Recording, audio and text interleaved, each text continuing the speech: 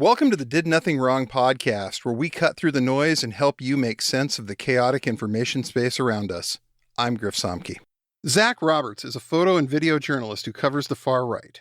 He has worked for the LA Times, Associated Press, The Village Voice, The Guardian, and NBC News, among others. His work covering the 2017 Unite the Right rally was recognized as a Time magazine Photo of the Year. The images he produces are an invaluable witness to these historic times we find ourselves in, and I'm thrilled to have him with me today. Stick around. This is a crusade. This is a holy war against the deep state. Where are the dictators? Where are the strong men? Donald Trump is our instrument for retribution. I'm going to fight for Christians. I'm going to fight for white people. They have the Great Reset. We have the Great Awakening. And why shouldn't I root for Russia? Because I am. I want to see these people go through misery because of their grooming against our children. After the assailant entered the home asking, "Where's Nancy? Where's Nancy?" Those are the very same words used by the mob when they stormed the United States Capitol. I did nothing wrong. Zach, welcome to Did Nothing Wrong. I'm glad we finally got you on. I'm so happy to be here. As I was telling you before, it's always so weird, like the people that I drive and listen to podcasts everywhere, and you're in my set of listens. And so it's like, oh my God, is the podcast on? Well, thank you. You're very kind. I appreciate that. So you're a photojournalist who covers politics in America, and you specifically focus on the hard right. How did you get started doing this? It was a slow drift in. I worked for a political journalist and was covering kind of voting rights and kind of covering that world. And so I ended up going to like CPAC and kind of trying to like follow the Heritage Foundation and go to their conferences and stuff like that. Right. And then slowly I was just like, oh, I heard about this rally in Charlottesville. And I obviously tertiarily covered kind of some of the groups and some of the people that would end up being there, but I didn't know. And I was very close to quitting journalism completely. I just was financially not there. It wasn't working. And I just wasn't being able to make it. And it didn't seem like the sites were like paying and that sort of thing. And so I'm like, okay, we'll cover one more thing. And I'm just going to do this. And ended up being the Unite the Right rally. And that's basically from there, I realized that this is something that gave meaning to doing this work, even if the pay is complete trash. Right. And the hours are terrible. And the company, the other photojournalists are great, but the company that you end up keeping most of the time, oh yeah, and you have to be around is not great. No. The number of you cover conferences, you cover different things, and the number of times you just have to be like vaguely pleasant to Nazis because you don't want to get attacked, or you have to be there to take photos of people. And it's just like, that is its own level of psychological terror that sometimes meets the physical. But yeah, that's basically the very short version of how I got into this world. Right on. And how long have you been doing journalism before that? I mean, I guess officially 2006, I got an internship working for a journalist named Greg Palast, covering like elections and voting rights. Okay. So let's talk about Charlottesville a little bit here. Mm-hmm. You actually won a Time magazine Photo of the Year for your work from the infamous Unite the Right rally in Charlottesville, Virginia in 2017. Yeah. Did you realize at the time just how down in history this was going to go? I mean, when I went there, I had a friend that actually kind of convinced me. It was like, no, you should go. You should definitely go. It's like, it's on your way home. And because I did not have the grasp of the pre-knowledge that a lot of other journalists did. And also, obviously, all the activists on the ground very clearly knew what was going to happen. I kind of went in cold. Thankfully, I was sharing a hotel room with a colleague of mine, and he had a better connection into this world and heard about the torch rally that happened the night before. Right. And so we were able to be a couple of the only journalists that kind of covered that from beginning to end. And that was when I was shook. I don't say that a lot, but that was one of the most, I think it still stands as probably the most terrifying thing I've ever seen and experienced in my life. And I had cars run at me. I've had guns dragged across my chest before at rallies and things like that.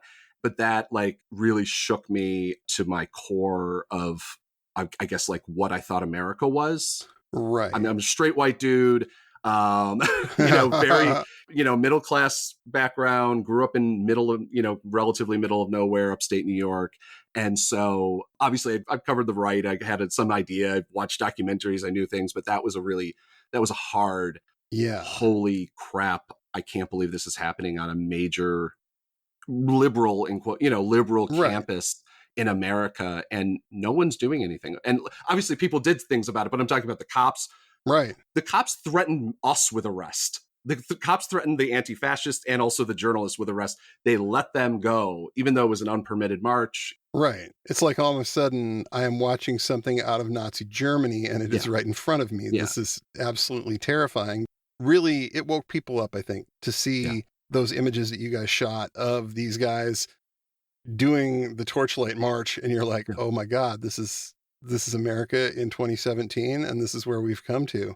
Yeah. And seeing them, I'm trying to think of whether I've ever seen someone do a unironic Sig Heil. I'm not 100% sure I can say that I have in person. Right. And watching dozens of people do that with cameras there. Like it wasn't a private little, thing behind a barbecue shack or something like that in Mississippi. This was with dozens of cameras. Vice News was there, AP, Roy, right. Like they know they're being photographed. They're not wearing masks, and they thought that they were that safe to do Sig Heil and say Jews will not replace us and do all these chants. And no one, it wasn't like, sometimes you see at a rally, somebody does something really bad and suddenly like 5 other people are like, dude, cut that out. Don't do that at this rally. Don't do that. I see that all the time. Optics, man. Optics. Yeah. But there wasn't any of that. It wasn't like, put down that arm, or it wasn't, dude, don't say, we can say the rest of the chant, but don't say the Jews will not, don't say that. But it was all over. At that point, it just becomes this, I don't even really know how to put it, because it's really a watershed moment. Yeah. I think for myself, for a lot of other people. I grew up in Spokane, Washington. We used to get the Aryan Nations coming over there when I was a kid, starting shit. They recruited a few people out of my high school, but there were never more than a handful of them in any one place. You'd see 10 guys, and that was a lot. So the idea of seeing like this parade of these guys in Charlottesville was like, oh my God, this is what we've come to now. This is, wow, this is way worse. No. And the uniformity of them is very clearly pre-planned. A lot of them had the same outfits on, and like everybody had flags. I've come to despise flags. I have a whole about, I don't think anybody should have flags. I won Flag Day back in elementary school every year. I had presentations. I used to have flags everywhere. I love flags. And now I'm like, if I see a flag, I'm immediately like, you go through the head scan of like, okay, what flag is this? Oh God, right. Why does this person, even the American flag, especially the American flag, unfortunately, but yeah, you just sort of break out in hives now. You're like, oh, geez. Yeah, no, I spent like a year trying to dig up because back like 5 years ago or whatever, no one had written anything, or really, not really, but like nobody had talked too much about the pine tree flag, the Christian nationalist flag. Right. I spent so much time asking people, and like so many people were like, it's kind of this or whatever. What is it? Everything. And finally, and I would ask a bunch of people, and they're always really hazy about what it means, because they don't want to come out and say, yeah, it's a Christian nationalist flag. Or at least back then they didn't want to say it 5 years ago. Right. Now it's, no, of course it's Christian nationalist flag. What's your problem? That's the one that when you see that on somebody, like, God, I'm somewhere a couple of years ago and I saw it on a truck in the parking lot, and it's like, oh, great. Yeah, somebody's got the sticker, and you're like, oh Lord. Yeah, I'm not in a great place. Yeah. No, I gotta watch whatever's going on in here. I have a couple tattoos, and I still tell the story that back when I was getting my first tattoo, which ended up being a Bruce Springsteen quote, but I considered getting a "Don't Tread on Me" thing, and I'm like, thank Lord. Thank Lord I didn't get that. Because, mind you, I still stand by. I think it's a thing, but it's one of those, like, it's been completely taken over. You can't have it. So yeah. It's like, if you are a Hindu and you have that one religious symbol that you believe in, you're kind of hosed over here. If you're in America or Western Europe, I think that we respect your right to your religion, but man, you might want to think real hard about that one if you put it out there. Or just in general, like the people that go, well, it actually was this. And I'm like, yeah, no, 100% true. Like, I remember being in Greece when I was 16 and like seeing those all over and being like, oh my God, there's not. Exactly. And then somebody being like, yeah, no, it actually means this because, thing. And I'm like, yeah, it doesn't really matter anymore, unfortunately. Right. It's just, again, it's like the pine tree flag. It's like, there's so many flags. Whatever the Confederate flag has always been a BS, a bullshit flag. But I'm just saying, like, whatever you think that you used to mean that your great granddaddy fought in the war and you're proud of that for some fucking reason, you're proud of that. It doesn't mean that anymore. No. Sorry, you lost that. You lost that battle. Yeah, exactly. You lost then, you lost now. Sorry, you should do something else to celebrate that particular piece of your heritage if you really feel like you have to. Yeah, find a new esoteric flag that people can find out about. Ask Scalito's wife. She seems to know quite a lot about esoteric flags. What is, anyway. That's so weird. Oh, by the way, what's the Springsteen quote? I'm curious. Oh, it ain't no sin to be glad you're alive. Okay. I copied it out of his hand. It's not in his handwriting, like he didn't write it on my hand, but it's in his handwriting from a songwriting book that I found of his. Love Springsteen. Yeah. Big fan. Yep. Big fan. Great stuff. The boss. So you mentioned as well that you have done several projects with Greg Palast and you got your start with him as a journalist. Can you talk a little bit about what that was like? He's a pretty influential guy when it comes to journalism and journalism on the left, investigative journalism. I remember reading Best Democracy Money Can Buy when I was a kid and kind of getting my mind blown out by that. Yeah, no, that was definitely a life-changing book, and he loves it when he hears that, by the way, so if you ever meet him. But it's definitely the reason I got into journalism. Like, I'd always been like, maybe I want to be a photojournalist. Like, I'd seen when I was a kid, I was delved into photo books and history books about the civil rights movement, and I was just like, maybe I was a photographer since I was 9 years old. Like, I got a camera. My aunt was a photographer as well, so it was kind of like a thing in my family. And I was like, what can I do with this that will make a difference or do something and maybe make some version of a living, which even back then, even in the 90s, being a photojournalist wasn't exactly. A little bit hand to mouth back then. James Wood's best movie, Salvador, is about a journalist trying to make it. That was one of my favorite movies. But basically, I got into that and like randomly went up to Greg Palast at a green festival. We had those environmental kind of networks kind of thing back in the day. And I was just like, hey, can I get an internship? Helped him out with a bunch of things and got an internship like that day somehow because it was like, sure, go for it. You know the stuff and you actually help out, which is what we need. And from there, basically like within the first like 6 months, I was producing, because it's a very small team, like 3 or 4 people max, produced a piece on the aftermath of Katrina for Democracy Now! And then right after that, next year, we spent an entire year doing a documentary. I mean, when BBC Newsnight, they do 15-minute long documentaries for their news. Right. You spend a year doing a piece and that releases at the end of the year. Unlike anything you see at, MSNBC or CNN or everything like that, we spend an entire year. It's worth a book. We filmed enough for like a mini series. It's insane how much we did and how much travel we did. And that piece hit hard. We also had a corresponding piece with piece in Rolling Stone, ironically with Obama on the cover of it. Basically, we kind of uncovered the biggest problems of voter ID and a lot of new voter suppression methods back in 2008. Okay. Ironically, no one wanted to hear it because the Democratic Party was saying, no, just vote. It's the easiest thing you can do. That's my Obama impersonation.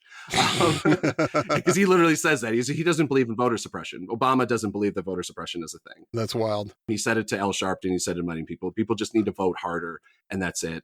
There used to be a very strong wing of the Democratic Party, I think there still is now, that doesn't believe that voter suppression is worth fighting for and that people should just vote harder or something, and that the like chutes and ladders of having to go through voting in a lot of America, even in New York, the only place I've ever had my vote suppressed was in New York City.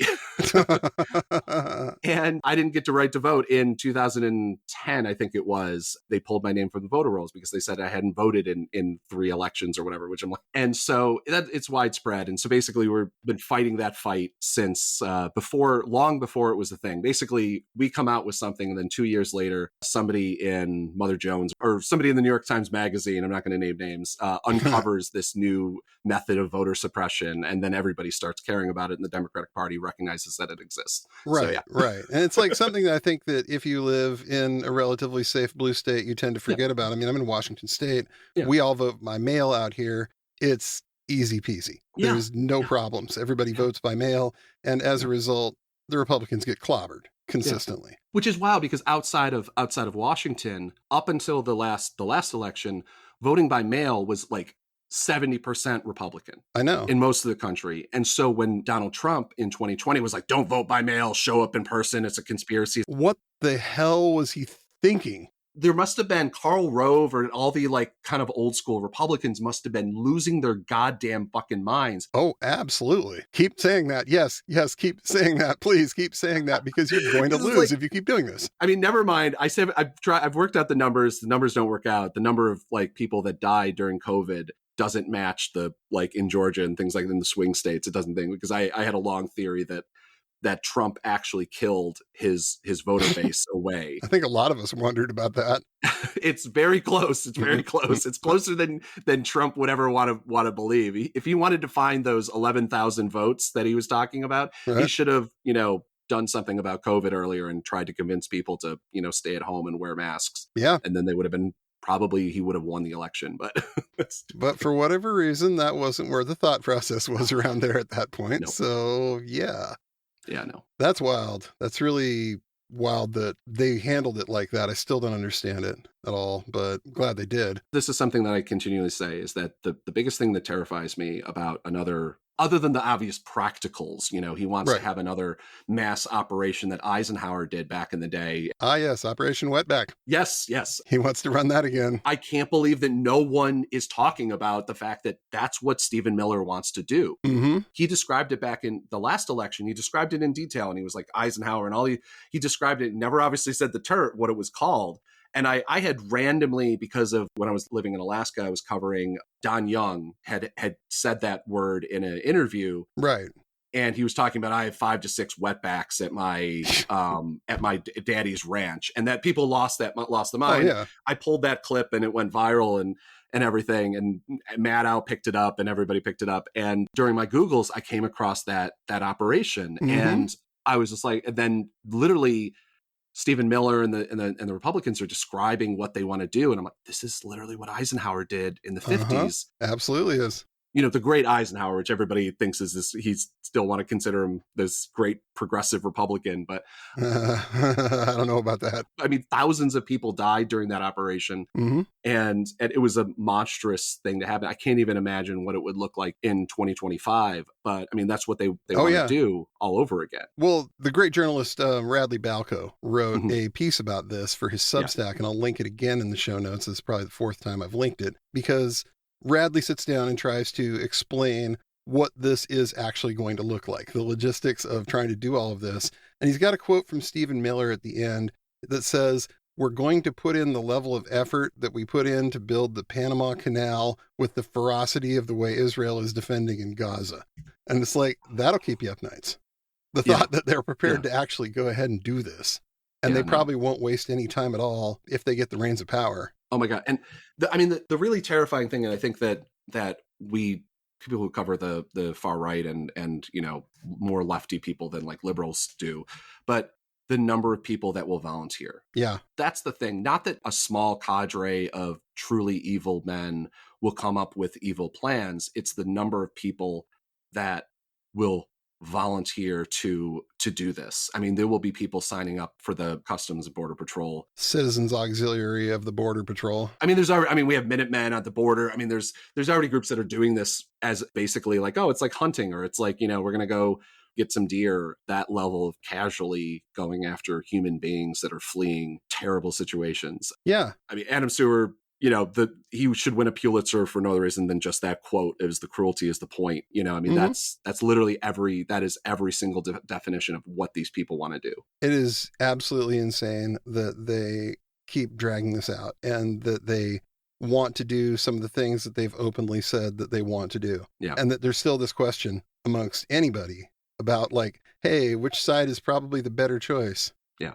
I mean, Biden is doing his best to make sure that the difference is there with his immigration policy, the fact that he's taking, so much from Trump. It really terrifies me that I think the next 6 months, assuming Biden sticks around, right, I think he's going to go to the right on even more so on immigration, because he is, I think they've tested the water and they've seen that centrist liberals don't give a shit about it as an issue. Unless there's kids in camps and there's photos, maybe they'll care. And it's Trump. You have to have those two things. Right. Biden does it. I mean, the same thing with like police violence. I mean, everybody suddenly stopped caring about police violence the day that Biden was elected. Somehow it stopped being a problem, even though the numbers haven't changed. And if not, they've gotten worse. And, you've got this crisis of lots of big cities not being able to staff their police departments at this point. So the remaining police have gotten even harsher about things. Yeah. It's like, well, we can hit them harder because we don't have enough numbers to deal with it any other way.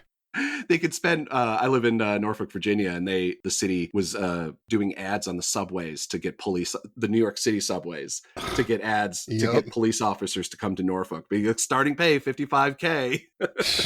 We've got ads like that up in Seattle for Spokane, recruiting police officers. Seattle's something like 600 cops short of where they want to be, and it shows. It shows in a lot of ways. And I mean, who knew that dumping the entire social safety net on the police would lead to this?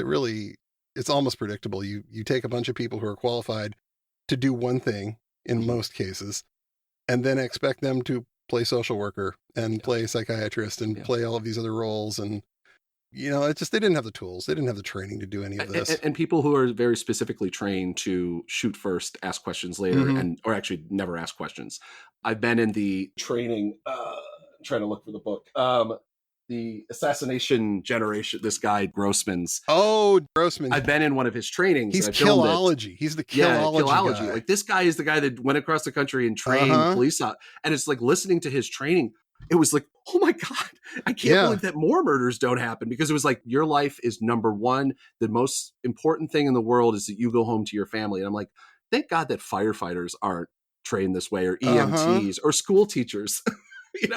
But police officers, that's the thing. You're wearing a bulletproof vest. You have guns, you have tasers, you have pepper spray, you have all these things at your disposal. You have, the rule of law behind you. Right. And no. The first thing you should do is care about, that you don't get a scratch. Right.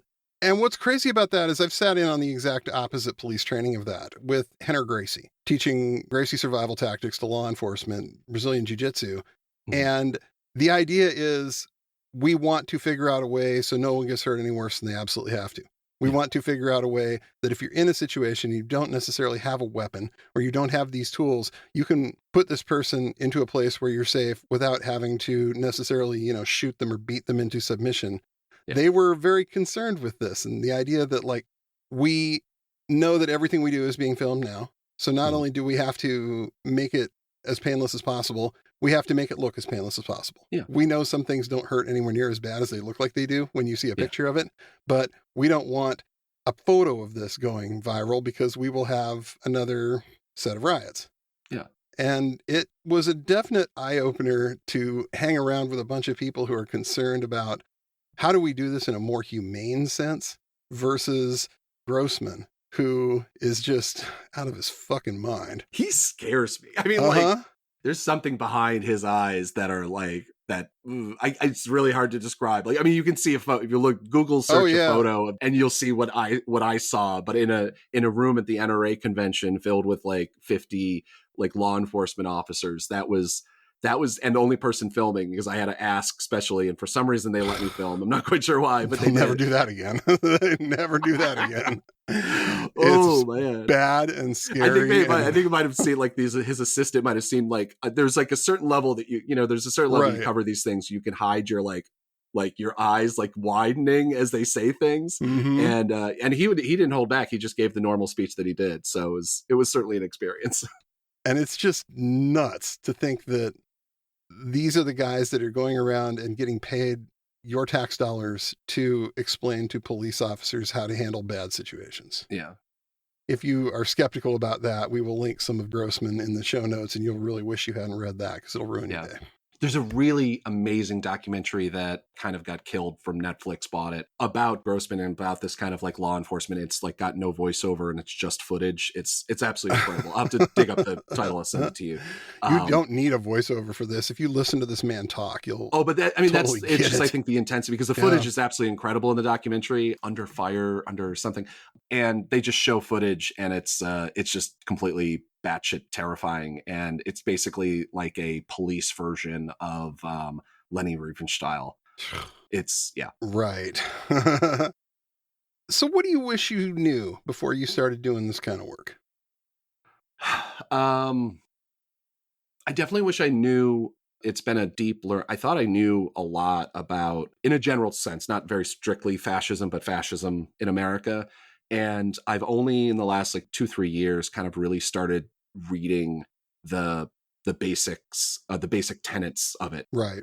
I've unfortunately started reading the Turner Diaries. I don't recommend anyone else doing it. Don't read the Turner Diaries. Don't read Siege. Read about these books. Yeah. Sunshine just came out with a great book about. Oh yeah. Don't read Siege. Read his book about Siege. We had him on the show on that, and it's just, man, those guys have a lot to answer for. Yeah.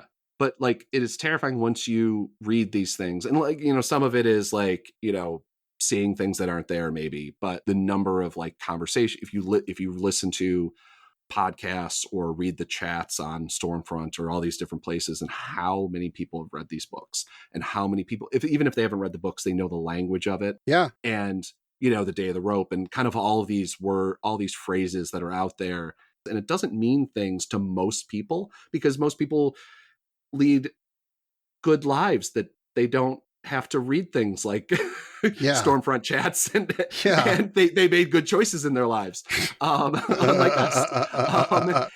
And they don't read Siege, and they don't have to read about these things, and so they don't get it. So it really is just for them, and kind of they know that the right people will hear it and it'll trigger them, which understandably it would if you've read these books and realize how terribly written they are. First off, I think that always has to be the other thing. My bar for like, I always thought, I'm like, I used to want to be a creative fiction writer, and I'm like, I'm never going to be as good as McCarthy.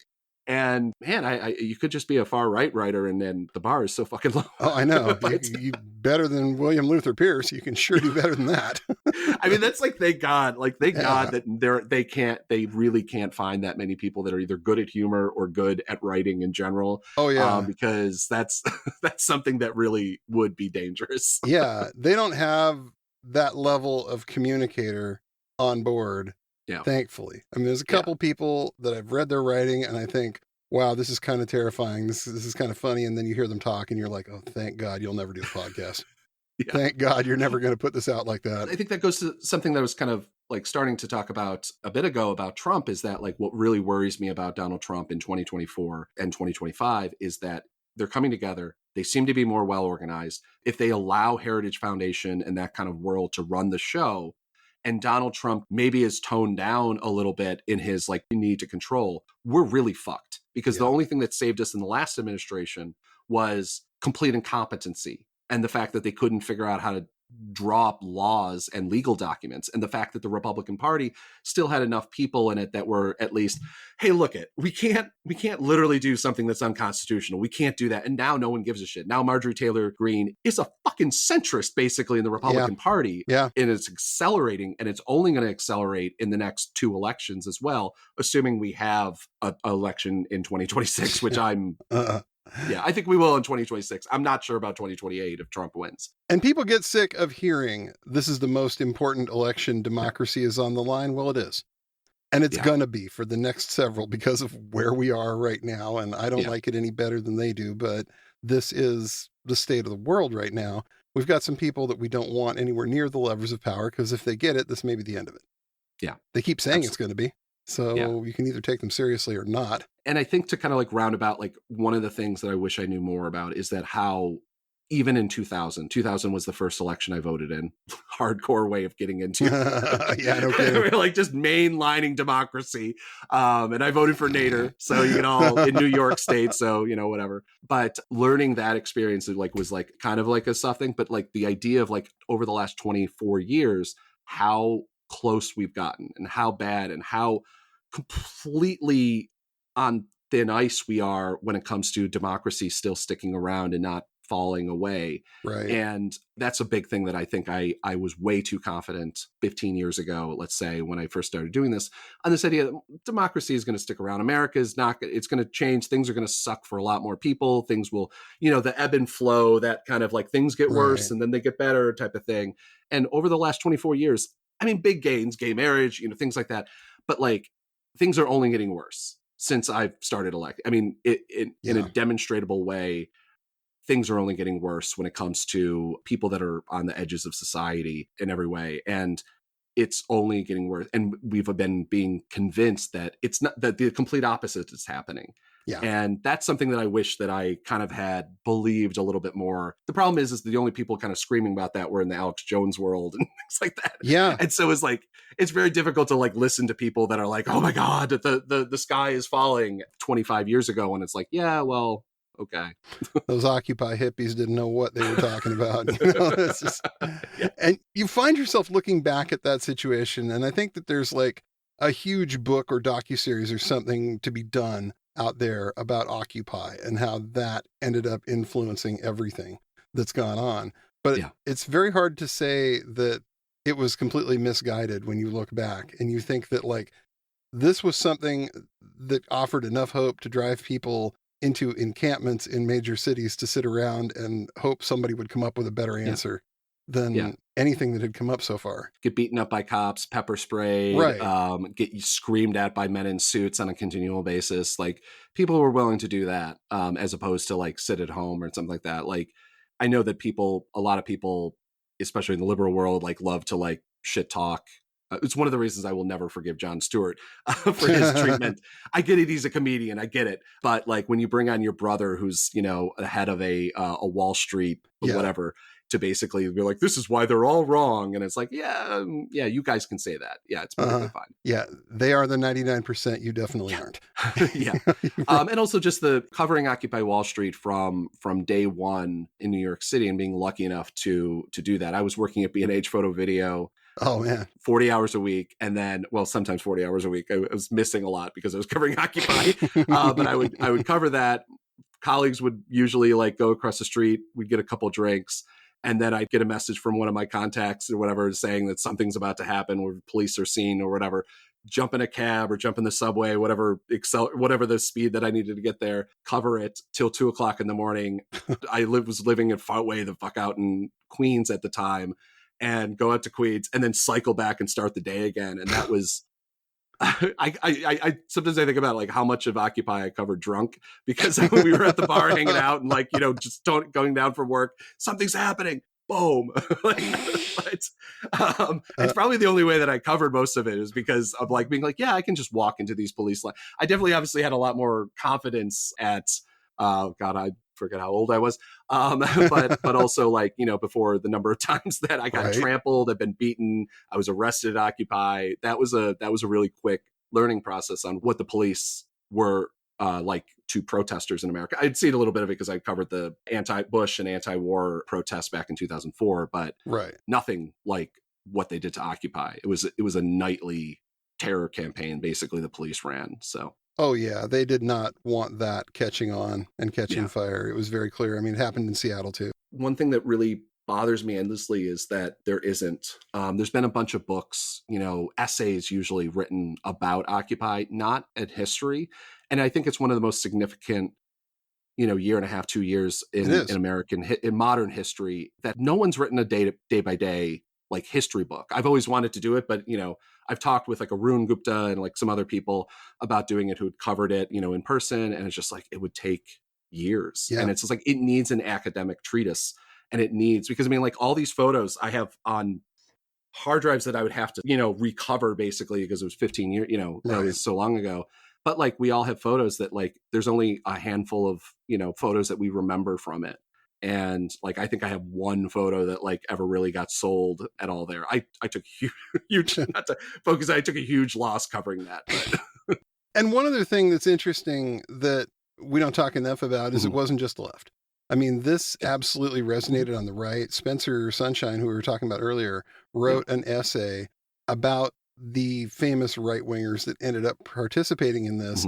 And you had everybody from guys like Alex Jones to outright Nazis like Tom Metzger and Louis Beam expressing their support for it. And then you have guys like Matt Parrott, who was one of the Charlottesville guys, runs the Traditionalist Workers' Party. They're down there, their version of this. And it struck a chord. People heard what they were saying, and it was a message that cut through a lot of partisanship. So I think you're right. Somebody really needs to sit down and do the, how did this happen? What did we learn, or what didn't we learn that we should have from this whole thing? Well, I mean, one of the big things from Occupy is it was kind of like the Tea Party for the mainstream right. It was a training process. It was where, not money when it comes to Occupy. There was decent sum of money in New York. There was like a decent sum of like money kind of going through it. But I mean, they ended up using it on bail and things like that. So I mean, like they ended up like spending it quite considerably. But it was a training process for a lot of people. And some people went to the far left, some people went into mainstream politics. Some people went to the right. It was kind of a lot of people on the far left. It was the Brown Red Alliance. Right. I'm shaking hands for people who can't see it. It literally was. Well, I always say, I always have to use this joke. It was whenever I hear the Brown Red Alliance, it just sounds like a bloody shit. It totally does. And it usually is. It is. But it is, it's people were learned on how to work together, how to get people. And, some people took the cliques, as a thing to conversate. And some people took the, mass organization to learn and moved it and took it into their own movement, whether it was a more libertarian or more far right. I mean, I remember back in the day, globalist was not necessarily a code for the Jews. No. And now it is. Now, literally, if somebody says that word, that's what it means. What they're talking about. Talking about Greg Palast, you think he can go into Best Democracy, and he uses the term globalist continually. And I'm pretty sure he's not talking about the Jews there. I mean, he's talking about the WTO riots in Seattle. Yeah. So completely different time, completely different context. And it's one of those things that, yes, there was some validity here, but your guys like Alex Jones grabbed it and turned it into something else. And this is what we're looking at now. And like the number of figures that came out of it. I mean, like way back then, I was friendly with Tim Pool because he was just a live streamer. We were covering the same thing every day. I'm sure I'm on a million of his live streams. We never really talked that much, but like we would, you journalists, you keep an eye out for each other and tell people whatever. He was a person in my world with all the other journalists that cover there. Same thing with Luke Radowski. Like, right. I did not know. He's a guy that I genuinely had no idea like how quick he would go. I mean, obviously he's a Tim Pool, cohort, but I think he believes it. Oh, absolutely. As opposed to Tim Pool, I think he's putting on a show every single day. He had Roger Stone on a show the other day. I still remember because I mean, like how I was scared. I'm covering a lot of things, but like what a scared kid he was back then, and thinking about like now he's this famous fascist, right, and has been for quite a while. And I still remember him. The last time I met him in person was at Ferguson, and he refused to get out of his Lincoln Navigator that he had rented because he had the money for it, and he was sending people out to do it because he was too terrified to cover it in person. But anyway. Well, so yeah, speaking of dangerous places and protecting yourself, I mean, we've heard about the Lincoln Navigator method of doing it. You've obviously been in some pretty dangerous places yourself, and you're still here talking to me. You've done a reasonably okay job at protecting yourself there. What are some of the ways that you would do that? Wear helmets more often. Dear God. The number of concussions I probably have. No, I mean, the basic thing is that there's a thing called bump cap that exists. You can literally, it looks like a baseball cap, and it's a hard shell that goes inside of the baseball hat. So you can wear whatever baseball hat you wear, and you put it on, and it will protect yourself. It won't protect from a bullet or from, a shell or something like that. Right. But like 9 times out of 10, the water bottle that comes flying up from behind you when you're photographing up in the front line, or the baton or whatever, it'll stop a concussion. At least it'll stop something. That's the number one thing that I wish I had learned about that exists. Bump cap, you say? Anybody who works like, actual labor will be like, you didn't know what these things, but I didn't know that existed. I thought you had to wear a helmet or a bike helmet, and right. And it always like bothered me and like putting on things or whatever. So I never did it. I'd rather not have things get hooked. That's like why I don't use a backpack, is that people can grab it and pull it. But I mean, my number one thing is always travel with a friend. Right. You got to always have somebody who has eyes on you, and is because you can't see what's happening. You're photographing, you're focusing, whether you're live streaming or taking still photos or whatever you're doing, is that you're not paying attention to what is going on around you. Even if you are really good at this point, I have pretty good sixth sense about, kind of things that are happening, and being able to watch the way that crowds move and kind of idea of like listening to what the police scanners are saying, and, just kind of keeping all of those things kind of in your mind. But you still need somebody who's just going to be able to go, yoink, you didn't see that baton that was about to go. You didn't see the handgun that somebody over there has in their pocket, and they have eyes on you, and things like that you don't pay attention to, but somebody else will, and you'll end up doing the same for them. And so that's like the absolute number one. Never go, if you can help it, never go and cover things alone. The only times that I've ever been in the last probably couple years that I've been really scared at things that I've covered was I was covering some anti-vax, anti-shutdown, whatever they want to call it, protests in Harrisburg. Everybody had guns.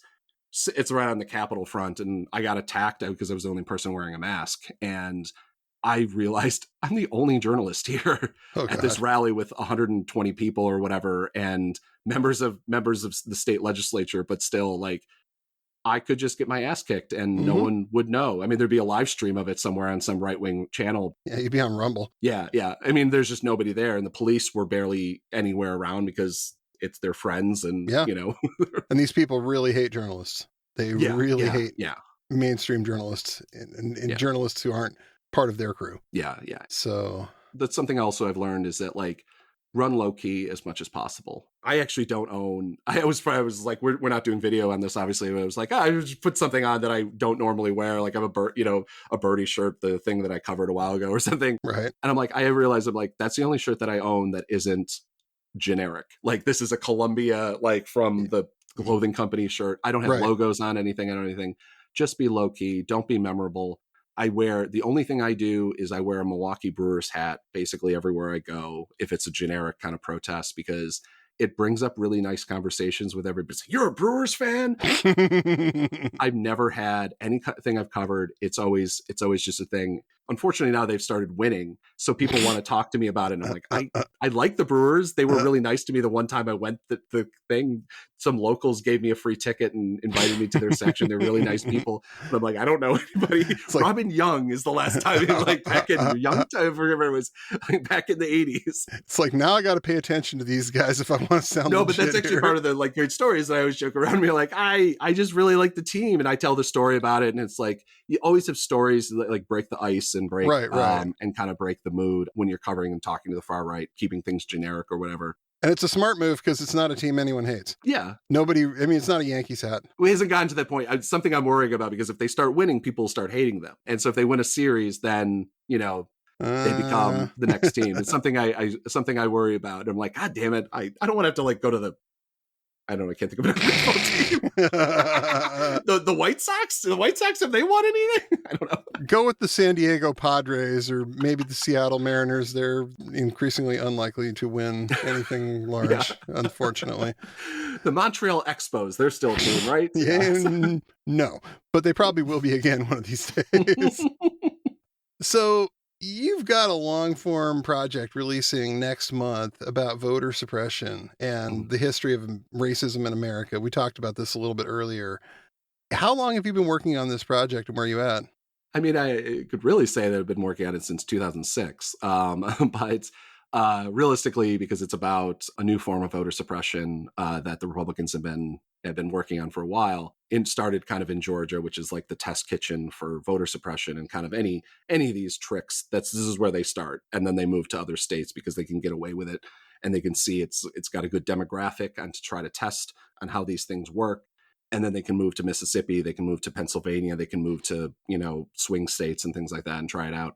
But really, it's been kind of since 2020 election, because the old school kind of voter suppression from like 20 years ago, 15 years ago, it was really mainly done by Republican functionaries. And it was done in a kind of Secretary of State level. It would be things like in the 2004 election, it wasn't the machines, the Diebold machines, that you had to worry about. It was the fact that what Republicans did, and you can literally look at it. Like, I have, if you could look in, you probably can find it on Google Docs or something like that. In our madhouse, there's this layover of where Black people live and where broken machines and less machines were put in their voting districts, and then where foreclosures are. It's exactly the same map. It's kind of wild, like this overlay when it comes to, I think it was Cleveland, Ohio. And that was referred to at the time as caging, right? Well, caging, that was basically just kind of like the way that you could do it financially, and no one would be like, hey, well, it's a poor area, they're going to get less machines or whatever. Right. It's the normal kind of thing. It's kind of like how schools are in America. It's a poor area. It's not like we're really trying to, make poor kids dumb or anything like that, so they'll do bad jobs. It means that which we don't have the money. It's not like some sort of grand conspiracy. That's what the Columbia was. Caging was really done by Karl Rove and Tim Griffin, who's currently the Attorney General of Arkansas, weirdly. He's probably likely going to be the governor within the next couple of years. And what that would do is they would basically get all these voter database lists that you can buy, you can rent, whatever. And they would send out mass mailers to places like veteran homes and and homeless shelters and things like that. And then when those mailers got binged back, right, they because no one was living there, they didn't respond to this letter in the mail or whatever, then they would use that as a way to question that people were living there, and thus those people their registrations would get knocked off the list. This voter list maintenance has become the obsession. That's basically, it's kind of morphed into what it is now, what we've uncovered in this documentary, Vigilante, or Vigilantes Inc. I'm sorry, we have a new title for it. And basically now it's done citizen voters. You have all of these people permanently online from COVID that have been reading all the conspiracies, about the big lie and everything like that. Well, they wouldn't call it the big lie, obviously. So they believe that what happened in 2020 was that basically millions of people crossed state lines to vote in two different places and are voting in places that they are not supposed to vote.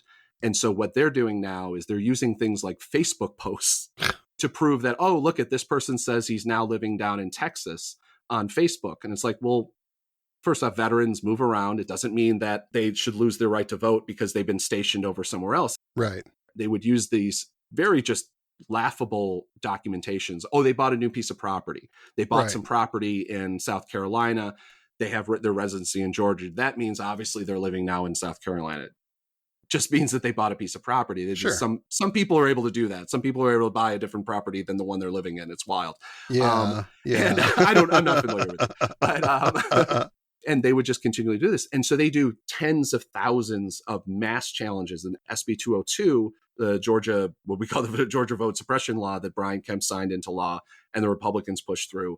That is one of the big things that allows citizens challenges to be able to do this. So now you don't just have the Secretary of State or things like ERIC, which was a voter list maintenance program. And then there's been a couple other versions of that over the years. Now they have just random people doing it. And then county election boards, which is, I will always say, county election boards are the most important vote you can do in America. It's honestly, in Ohio in 2004, they likely decided who the president was, as opposed to, like your senator or whatever. Those are the most people. If you want to run for politics and you want to make an actual difference, you get a job as a county clerk. And that's the real way to make a difference, unfortunately, and do it in a swing city or do whatever, protect your vote, protect people's vote by like not having their votes purged off of voter rolls by these citizen challenges that are coming in, again, by the tens of thousands. I think we're up to almost 200,000 in Georgia alone. And it's now spreading to Pennsylvania, and they have all these plans. I've been on their Zoom calls, listening in, recording, and for years now, and it is wild what they believe and what they think is actually going on, and how even Republican like election board people are being threatened and being like screamed at because they're not purging these people from voter rolls, even though they don't have the proof. They have a Facebook posting. Right. So are we too late to stop this for 2024, do you think? Is there something that people can do to get ahead of this thing? I mean, I don't think we're necessarily too late. I mean, I think Georgia, unfortunately, I think Georgia's gone. I don't think Georgia is recoverable as a democratic state in the near being. And I should say that I think I've already said it, that I'm not a Republican and I'm not a Democrat. I'm just saying we, as in there's fascists and then there's the rest of us. I just always want to emphasize that as a journalist. Right. I mean, I definitely believe in a big tent approach at this point. When you're dealing with fascism, you almost have to, right? Yeah. But it is, I think that Georgia has been stolen already. And they saw the tide when it comes to, I mean, I talked to a real estate agent back in 2020 after a Mike Pence rally, and she was talking continually about, well, we got to stop these, these people coming in from out of state and moving to Atlanta. They're changing Georgia. And I kept like kind of poking her, and this is a real estate agent. I was just like, well, what do you mean by these people? And it's just like, well, the progressives and the gays and the liberals. Oh, God. And basically, people are moving in and kind of filling out Georgia, the where it used to be the white suburbs. And now you have progressives kind of moving out into the suburbs or whatever. I mean, that's one of the reasons I had one guy at a Kemp rally tell me he was adamantly against the MARTA, which is their kind of subway train system, moving out to, I think it was Marietta, because the wrong type of people would come out. And he just said, he ended up saying the blacks eventually when I was talking to him. I'm like, what do you mean the wrong type of people? Like, who's coming out here? Who are the wrong type of people? Because they're deeply worried that black people are going to jump on the subway, go to the Suburban, walk for 30 minutes along no sidewalks, because the suburbs in Georgia usually don't have sidewalks, break into their house and then carry their TV back to Fulton County or something. I mean, I always love those imaginations. I live in Virginia here, and that's one of the reasons in Norfolk. It's one of the reasons they won't extend the light rail we have out to Virginia Beach, is because the people out there are terrified that people from Norfolk are going to come out there and commit crimes. Like, that just seems too far away. It's like a 40-minute train ride. Mm-hmm. I'm not doing that. I'm not carrying back a 50-inch plasma on the light rail. But yeah, but anyway, but one thing we can do after all that is that they're trying to do it in Pennsylvania. They're trying to do it in Virginia. They're trying to do it in Wisconsin. They're trying to do it in Arizona, and they haven't done these things yet. They haven't passed SB 202 and the kind of follow-up, I think it's SB 189, that makes these voter challenges and kind of voter suppression as just law, basically. They haven't passed that across the country. And one thing that we can do is you need to keep your focus on the really boring election meetings that happen. And anytime this comes up, you need to put in your word that this is wrong. Send them our journalism or whatever you need to do. There's been tons of stories written about it since. Send them the AP article that's written in NPR or whatever, if you think that'll work better than gregpalace.com or whatever, and tell them that this is what this is really doing. It sounds like an innocuous kind of thing. We're like, oh, it's citizens helping clean the voter rolls to make sure they're just not on there. There's no reason. Nobody cares. It doesn't matter. People don't vote illegally. People just don't do it. Dead people don't vote. They just don't. People don't vote in the name of dead people. It doesn't happen. It's 5 years in jail, potentially. And also the only provable times that we have on the record, all of the times that all the Republicans have tried, be like, oh, all these people are voting illegally or whatever. Every single time they go, look at that, we found this person. It's a Republican. Yeah, exactly. They're the only people who do it. Yeah. And it's wild because it's like one thing that I do every single time we come up with a new voter suppression and they make a new claim is that I fact check the fuck out of it. And we go through everything. We put in FOIAs into the Secretary of State's office, whatever it is. And we be like, who are these people? Give us their names because we want to talk to them and find out what happened. Do you vote? The very few times we've ever done, even the Republicans that vote illegally, we find out it's some grandpa who thought for some reason he could vote in the local election, but not in the national election, which, mind you, in some places you can. In some places you can vote in a local election and also still vote back at home for the presidential election in Florida or whatever. There's just certain communities that work that way. And so we've never found it and it doesn't happen. So all of these laws are happening for no reason other than to stop black and brown people basically from voting and Democrats in general. Right. And, this as always. So I'm really glad that you are working on something about this and have to hope it gets as much traction as possible in the upcoming couple months. One thing that I have found, though, is that in my coverage of this, and because basically day job is covering the voter suppression stuff, night job back and forth is covering the far right extremists.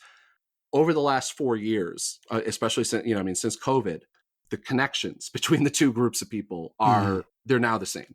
Yes. It used to be I had to convince Greg Palast to we got to really include this far right extremist. He's like, no, that's people aren't going to believe that this guy with an armory and Nazi symbols is really, part of the Republican Party, that people are going to do it. And I'm like, okay. And now it is just every single rally we go to that's supposedly a voting rights rally, the militia's there. Yeah. That's the Nazis are there. They don't have the patches on and everything like that.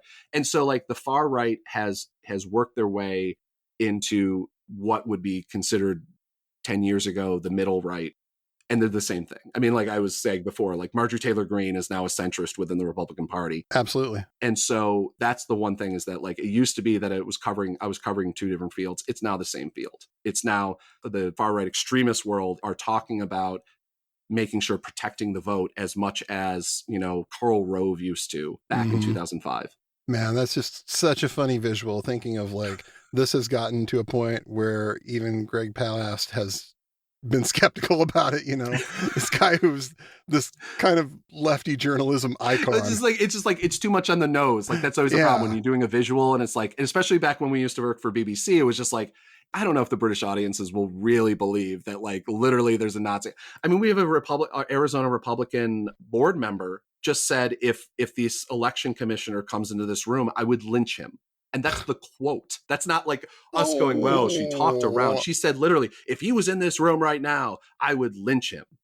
And he's a white, he's a white dude. He's a white, whatever, like the whitest white dude you could possibly imagine. But it's just like, Jesus. And like the crowd goes like happy. It's not the whole, I think that's the big difference about when you watch these videos of people saying terrible things, whether it be Trump or whether it be some rando in Arizona or whatever saying, is that it used to be, you'd hear like you think about the John McCain time. Oh yeah. Putting down the birther thing when the woman tried to yell it. Yeah, putting down the thing. And it's like, no, he's a good man. Mind you, he never really listened to that quote. It's not as good as you think it is. No. Because he goes, no, he's a good person. He never denies any of it. He just says, no, he's a good person.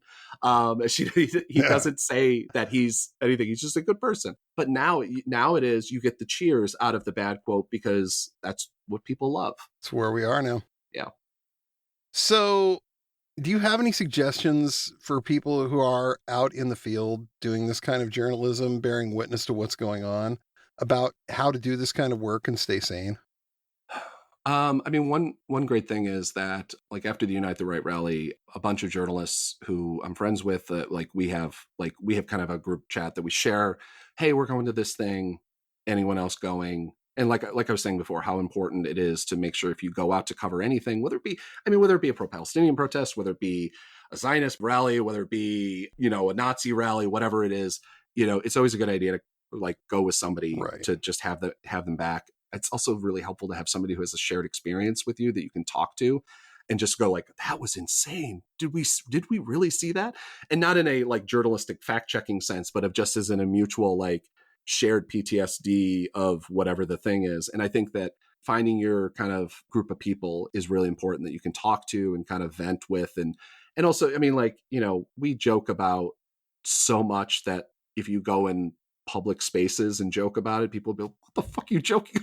Yeah. You're joking about a tiki torch rally, you're joking whatever. And it's like, finding, like, I still think about the fact that anytime I'm triggered by citronella, like if I smell citronella and people like, you talk to the normal people who have lead, again, good and safe lives. Right. And you hear that and you're like, wait, you're triggered by citronella? What?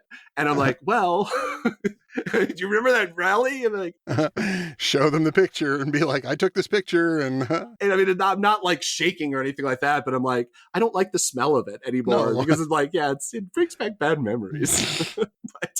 But you have to joke about that kind of stuff because otherwise it'll drive you insane. And the only people who get those jokes, like you said, are the people who, to some extent, are in that world. Yeah.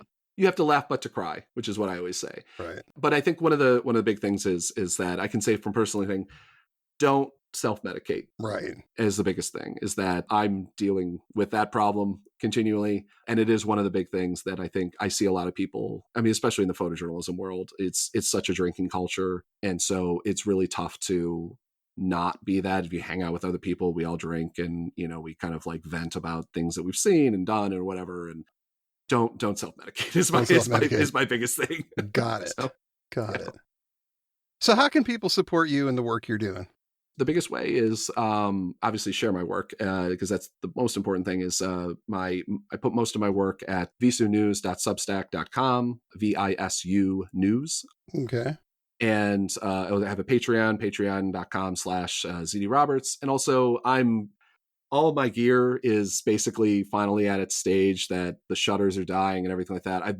People have been extraordinarily generous and I'm able to get the camera that I need to get to replace it, but everything else is kind of 6 months away from dying as well, like this country. Right. I've been literally one of those things. I'm like, I've been trying to put off doing this gear switch and doing this gear thing. I'm like, just past November. That's all I just wanted to get. And so I'm running a thing. If you go to my Twitter, ZD Roberts, I have a thing. I think I have it pinned at the top of the page. Basically, just if you can donate $5 or something like that. But also the biggest thing is I'd rather, if it's $5 or it's not or whatever, I'd rather you subscribe to my Patreon or my Substack, which is I'm going to always try to keep it as free as much as possible. Or just have like a delayed maybe thing, because I find this, hoping to get this information out more important than the $5 a month or whatever that I might be able to get. So right. Yeah, and you're doing great work. So if you really want to see this continue, and I think most people who follow this kind of stuff have sort of a cursory idea, at least, of who you are and want to see it keep going. And they don't necessarily realize that there's equipment costs involved in all of this until somebody points it out. And you're like, oh, yeah. It's actually something that I was just joking with. One of the reasons that I needed to upgrade was because I need a higher resolution camera, because I've been looking at my photos from past and you can only zoom in so far. And get faces and get things like that. And one of the things I do, if you're an academic researcher in this field, if you need access to like large databases of photos, I offer, basically I send you a Dropbox link. I obviously don't use them, commercially or anything like that, but if you need for research, and that's one of the things that like a lot of people, like thankfully it said thank you for that, but on Twitter, but it's one of the things I've been keeping quiet for a long time, but I'm like, I'm done. I'm done keeping that as a thing. I want people to see my work as much as possible and use it to figure out who these people are, how they act, and things like that. And I know that's walking a very fine line with journalism and academia and sociology or whatever, but I don't give a damn anymore. So if you knew that, hit me up on a DM on Twitter. Obviously, I'm going to kind of do a little bit of checking on who you are and things like that. Yes. But I have I shoot like from Charlottesville, from the Unite the Right rally, I have like a 500 photo high resolution folder and with videos and stuff like that, is everything I shot that's in focus has basically been edited and is in a folder. And if you're an academic or something like that talking about it, and you kind of want to, I've had people like, hey, I'm writing a paper about like flags and about like use of Roman symbols within it. And I'm like, oh yeah, I got 30 of those photos. Here you go. And they've been able to study it and use it in academia. Also, if you're a professor or something like that and you want to show photos, shoot me a link. I'm happy to do it. Just obviously just not commercially. So right. And these are incredibly valuable resources to have access to if that's the kind of thing that you're doing, because, the one thing about it being history, it's not ancient history yet. So the books haven't necessarily been written. There aren't any of these databases that you can go into necessarily a college library and dig up. Well, everything's digital too. I mean, this is the biggest thing this is the reason I started really doing this, is because realizing during Occupy Wall Street is really the first kind of really big news story I think we had where almost everybody shot on digital. Right. And just nobody was shooting film. There's no history. And also it was one of those big stories that just the AP Reuters, they would cover it. They would eventually, they had somebody that stayed there the whole time, but there were so many things that happened that only some guy with a crappy cell phone back in 2011 had, or like me with a D70, whatever I had at that point. I think it was a D7000. But all those photos are gone. Like so many of my photos are gone. The wire service that I uploaded to my work to was bought by a Chinese company and then evaporated. And so we're losing history every single day, as much as there's nothing but information on the internet. And Internet Archive doesn't do a great job of saving photos. The Village Voice just got rid of all of my work. No. They put me in for a Pulitzer for my work from the Unite the Right rally. They did a full front page cover, multiple, 10 photos, gallery, and all of that's gone now. The story is still there, but the photos are gone because I guess that costs an extra nickel on their servers or whatever. And so we're losing this massive history. And so it deeply worries me that if more people haven't seen it and download, I know that hundreds of people have downloaded my archives and they're saved in places in people's hard drives, and that's fine. And it's my only hope to keep some of this history alive, because we can't rely on Getty. Getty could be bought by Murdoch tomorrow and he's just going to, whatever, the access won't be there. And also so much of this shouldn't be behind a paywall. Obviously, still need to survive, but it's access to look at it. I mean, maybe somebody uploads, maybe a wire service photographer uploads 10 photos from an event. they have another 150 that are workable photos that document who else was there. And those will never see the light of the day because they have a job and their job is to cover 3 things in that day. And they ain't uploading, doing things like I do. So. Right. Well, this has been very enlightening. Thank you, Zach. I really appreciate your time. The Twitter feed is ZD Roberts. Definitely go check it out. He's an absolute must follow, as is the Patreon and the Substack. So please go check that out. Appreciate you taking the time to talk with me today. This is, like I said, been very enlightening. I've learned a lot about a lot of things today. This has been great. Thanks so much. Thanks for having me. Thanks for letting me rant. No worries, man. Take care, and we will talk to you again soon, okay? You too. Thank you much. Thanks for listening to the Did Nothing Wrong podcast. If you want to hear more, you can find us on the web at didnothingwrongpod.com. Please make sure you subscribe to get our content straight into your inbox. You can also follow us on Twitter at GrizaBJJ, GRZABJJ, as well as DNWPod. We're extremely grateful for paid subscriptions and donations that allow us to keep doing this important work. Thanks, and remember, everyone mentioned did nothing wrong.